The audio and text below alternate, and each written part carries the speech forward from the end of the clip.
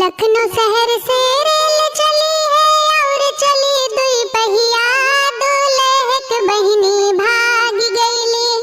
आए हो दादा कहिया, दूल्हे के बहिनी भाग गईली। आए हो दादा कहिया, दूल्हे के बहिनी भाग गईली। गांव नगर में शोर भइल बा और छपल बा खबरिया, दूल्हे के बहिनी भाग गईली।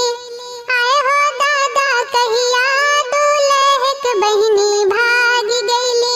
आए हो दादा कहिया, दूल्हे के बहिनी भाग गईली। पुलिस और दरोगा खोजे और खोजे सिपहिया, दूल्हे के बहिनी भाग गईली। आए हो दादा कहिया, दूल्हे के बहिनी भाग गईली। आए हो दादा कहिया, दूल्हे के बहिनी भाग गईली।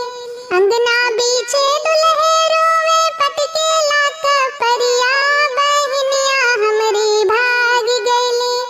काऊ करी अब दैया, बहिनिया हमरी भाग गईली। काऊ करी अब दैया, बहिनिया हमरी भाग गईली। भैया हमरे बड़ा रंगीला, खोजे ले महलिया, दूल्हे के बहिनी मिल गईली।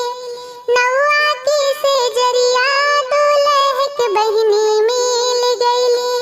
पंडित के सेजरिया, दूल्हे के बहिनी मिल गईली। लखनऊ शहर से